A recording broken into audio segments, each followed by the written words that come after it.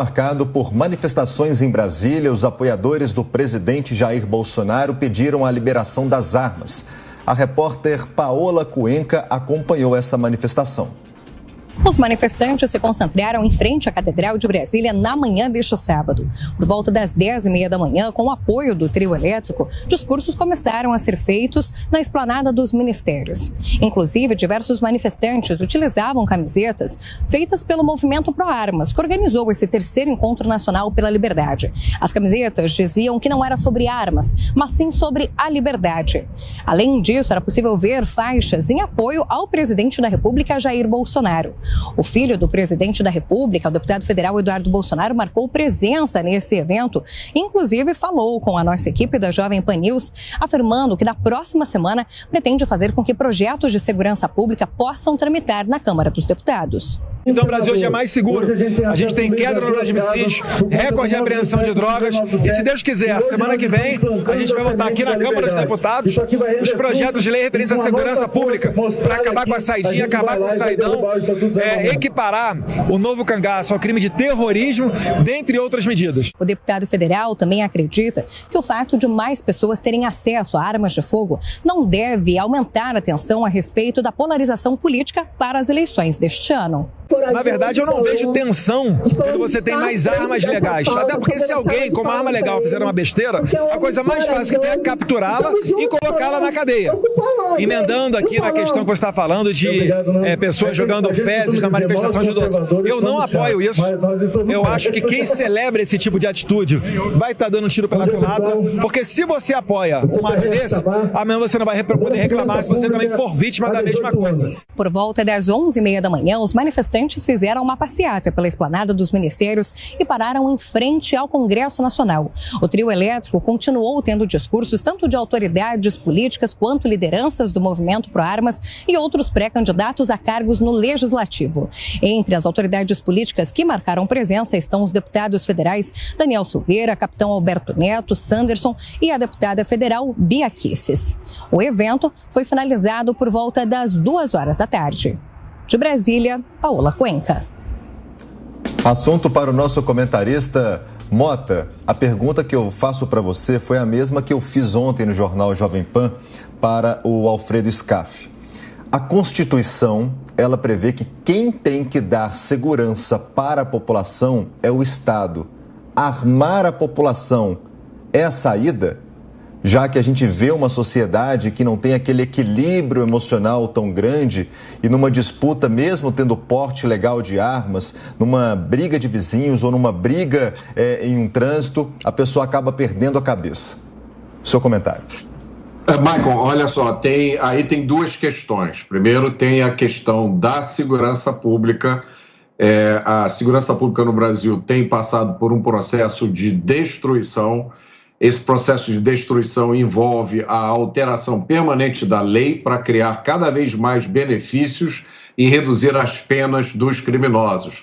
E aí tem que aplaudir essa iniciativa do deputado Eduardo Bolsonaro de começar um processo de revisão dessas leis. O Brasil tem benefícios absurdos para criminosos, né? Essas saidinhas são uma coisa incompreensível. Os criminosos têm direito a sair da prisão 5 vezes por ano e em cada uma dessas vezes ficar até 7 dias fora da prisão. Isso não existe em nenhum lugar do mundo. No Brasil, você tem a progressão de regime, né? O cara é condenado a 30 anos, mas, na verdade, ele fica só 1/6 da pena. Depois de 5 anos, ele já vai para a rua. Foi o que aconteceu, por exemplo, com os bandidos que sequestraram, torturaram, mataram e depois queimaram o corpo de Tim Lopes aqui no Rio de Janeiro. Continua acontecendo hoje. Então, essa questão de segurança pública é uma questão distinta. Embora exista, sim, Michael, dados concretos que mostram que em países, em sociedades onde a posse, né, e o porte de armas são mais difundidos, o criminoso avalia a oportunidade de cometer o crime de uma forma diferente. Inclusive, existem dados que mostram, por exemplo, nas residências do litoral de São Paulo, até meado dos anos 80, 90, em que a posse de arma ainda era comum, a maioria das pessoas tinha uma arma em casa. naquela época, os ladrões dessas casas do litoral, eles preferiam invadir casas vazias, porque eles sabiam que não haveria nenhuma chance de ter resistência. Depois que começou a valer o Estatuto do Desarmamento e a posse e o porte de armas se tornou raro, presta atenção nisso, esses ladrões passaram a preferir invadir casas com pessoas dentro, porque eles tinham quase certeza de que não haveria reação, e aí eles poderiam ameaçar essas pessoas para indicar onde é que estavam os valores, poderiam cometer outros crimes bárbaros, né, que eu não vou descrever aqui com as pessoas que estão lá dentro. Inclusive, isso aconteceu com um amigo meu que perdeu o irmão, que era técnico em informática, estava passando as suas férias numa casa de praia no litoral e foi assassinado na frente dos filhos por bandidos que entraram e ameaçaram fazer coisas terríveis com a família dele. Então, essa é a questão de segurança, né? Vale a pena a gente lembrar também que os dados que existem disponíveis, eles desmentem este medo que existe, né, das pessoas por terem armas. Elas agora toda a discussão vai virar um tiroteio, primeiro porque o porte de armas, ele exige que a pessoa tenha residência fixa, bons antecedentes, ocupação certa e treinamento.